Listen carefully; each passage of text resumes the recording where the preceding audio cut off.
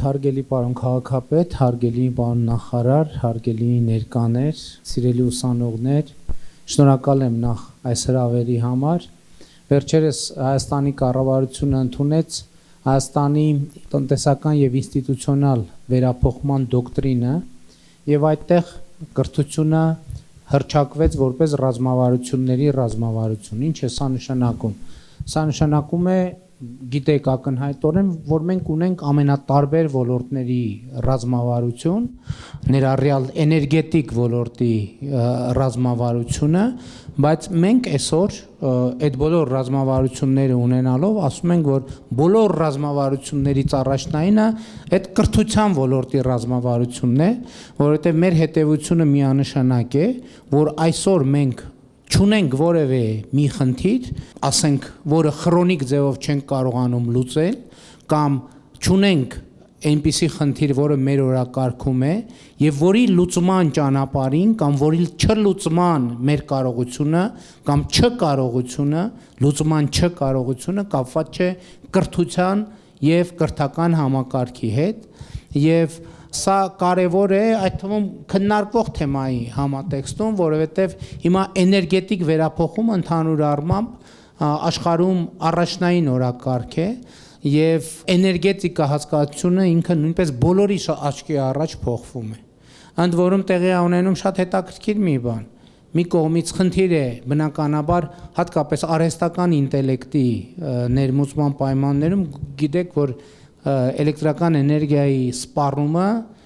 երկրաչափական պրոգրեսիայով աճում է, որովհետև արհեստական բանականության գործարանները կամ արտադրամասերը, կենտրոնները նրանք անսովոր չափերի էլեկտրաէներգիա են սպառում, բայց մյուս կողմից կա իհարկե նաև բնապահպանական խնդիր, բայց կա նաև արդյունավետության խնդիր, որ խնդիրը հետևյալն է եւ այսօր իմիջայլոց այս խնդրեմը Հայաստանում շատ սուր ձևով կանգնած է։ Մենք այսօր ցավոք սրտի Հայաստանի Հանրապետությունում ունենք տներ, բազմաթիվ տներ, որոնք այս ձմեռվա ցուրտ առավելևս մի 10 օրվա առաջվա ցուրտ եղանակի պայմաններում չեն տաքանում պատշաճ ձևի, պատշաճ կերպով, բայց խնդիրը այստեղ ոչ թե այնա, որ այդ տունը տաքացնելու համար անհրաժեշտ չափով էներգիա չի մտնում, այլ խնդիրն է նա, որ այդ միջավայրը, այդ էներգիան բավարար արդյունավետ ձևով չի օգտագործում։ Եվ այստեղ իհարկե կան բազմաթիվ օբյեկտիվ եւ սուբյեկտիվ պատճառներ, բայց հիմա աշխարհում այս տրենդը կա, որ շենքերի նախագծման փուլից էներգոարդյունավետությունը ամենաառաջնայինն է, որովհետև օրինակ ես ձեզ բերեմ պարզ օրինակ, եթե երկիրը հատկապես արհեստական բանականության ներդրման պայմաններում ունի լրացուցիչ 100 միավոր էլեկտրաէներգիայի կամ ջերմային էներգիայի կարիք, հիմա երկրները աշխատում են երկու ուղղությամբ։ Առաջինը, որ օրինակ 50 միավորի նոր արտադրական կարողություններ ստեղծեն, մանավանդ որ նոր տեխնոլոգիական հնարավորություններ կան, իսկ այն 50 միավորը ձեռք բերեն իրենց ունեցածը առավել արդյունավետ օգտագործելու միջոցով։ Սա ու այս ամբողջը իրականում կապ ունի իմանալու հետ, գիտելիքի հետ։ Ընդհանրապես արդեն շուտով 8 տարի Հայաստանի Հանրապետության վարչապետի պաշտոնը զբաղեցնելով ես եկել եմ այն համոզման, որ մեր խնդիրները, բոլոր խնդիրները, որ մենք ունեցել ենք եւ ունենք, դա կապված է չիմանալու հետ։ Ինչ որ մի բան չիմանալու հետ։ Ես օրինակ ձեզ այսպիսի մի թեմա առաջարկեմ, այդ միտքը ինձ շատ գրավում է եւ շատ տանջում է, որ հիմա արդեն ավելի քիչ կարող եմ այդպես ասել, բայց ընդհանուր առմամբ ինձ շատ հուզում էր այն, որ աշխարհը մեզ համար որպես հանրություն եւ որպես պետություն շարունակում է մնալ անծանոթ վայր։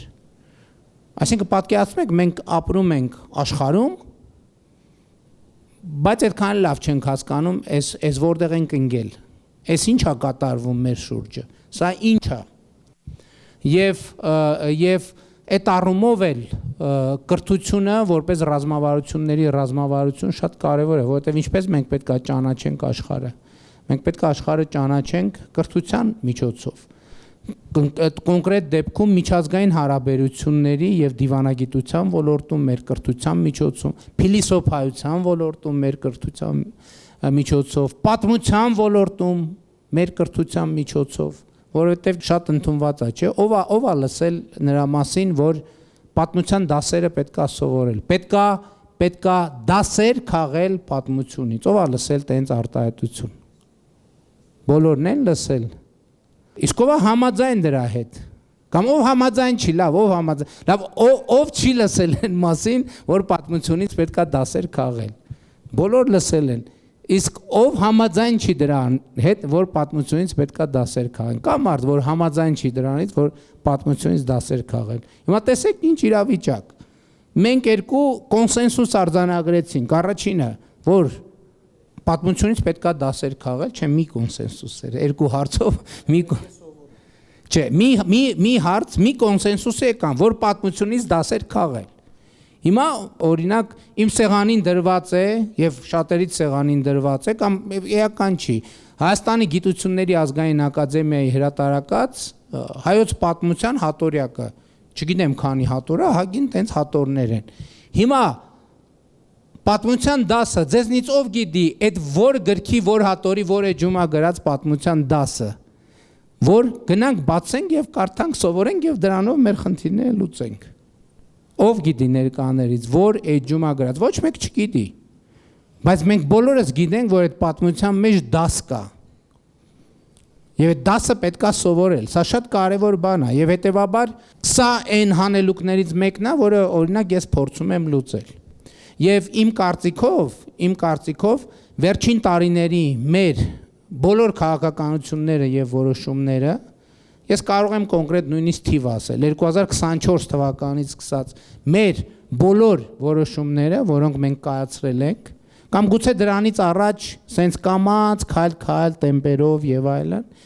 դրանք բացառության բոլորը ամեն ինչ ուղիղ ձևով կապված են մեր պատմությունից, մեր քաղած դասերի հետ։ Եվ եթե դուք օրինակ ինձ հարցնեք, որն է մեր պատմությունից իմ քաղած դասը, ես դες շատ կոնկրետ եւ կարճ մի դաս կասեմ, որ իմ սովորած դասը մեր պատմությունից այն է, որ մեր պատմությունը մեզ ասում է մի կրկնեք ինձ,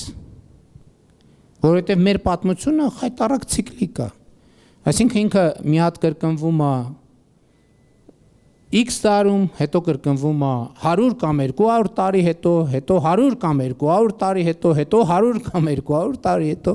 Հիմա մեր պատմությունից իմ քաղած դասը հետևյալն է, կամ այն դասը, որ ինձ տալիս է պատմությունը, որ մի կրկնեք։ Եվ այս ցիկլի մասին է խոսքը։ Եթե մենք ուզում ենք, որ կինոն այլ կերպ ավարտվի, պետք է սցենարը փոխենք, որովհետև եթե սցենարը չփոխենք, կինոն մեկանույն ձևի է ավարտվելու, իսկ ոնց է ավարտվել այդ կինոն։ Այդ կինոն, որը վերաբերվում է մեր պատմության, ավարտվել է պետականության կորստով։ Այսինքն ցիկլը, որի մասին ես խոսում եմ, հետևյալն է. աշխարհաքաղաքական բարենպաստ միջավայրի պայմաններում երբեմն նույնիսկ մեր կամքից չկախված մենք ստացել ենք պետականություն, աշխարհաքաղաքական կոնյունկտուրան է այդպես եղել, հետո աշխարհաքաղաքական կոնյունկտուրան փոխվել է, ու մենք էլի անկախ մեր կամքից կորցրել ենք պետությունը։ Հիմա իմ կարծիքով եւ իմ գնահատմամբ ո՞րն է այսօրվա իրավիճակը։ Այսօրվա իրավիճակը այնա, որ մենք այդ ցիկլը անցանք 2020-ից 2025 թվականի ընթացքում մենք այդ ցիկլը անցանք։ Մենք այդ ցիկլի մեջ էինք, որ մենք պետքա կորցնենք, թե չկորցնենք, արդեն հասունացել էր, եկել էր այն պահը, որ պատմական այդ ցիկլի կուլմինացիային էինք մենք հասել, 20 թվին, 21 թվին, 22 թվին, 23 թվին, եւ այնուամենայնիվ 24 թվականին հանգուցալուծումը տեղի ունեցավ եւ տեղի ունեցավ պատմական ցիկլի փոփոխությունը։ Այն, որ մենք այն պահին, երբ որ պետքա կորցնեինք մեր պետությունը, մենք չկորցրինք մեր պետությունը։ Ընդ որում ես ձեզ ուզում եմ ասեմ, այդտեղ կան նույնիսկ կոնկրետ ամիսներ, ամսաթվեր, իրադարձություններ, եթե դա ձեզ հետաքրքրի, ես նույնիսկ դա կարող եմ կիսել եւ հիմա ինչպես առիթ ունեցել եմ ասելու, հիմա բոլորովին ուրիշ բան է տեղի ունենում Հայաստանի Հանրապետության հետ, զոհերի եւ զոհողությունների գնով մենք հասել ենք մի կետի, որ Հայաստանը հենց այսօր 2026 թվականի փետրվարի 12-ին երեկ չառաջի օրն էլ ու վաղը մյուս օրն էլ է տենց լինելու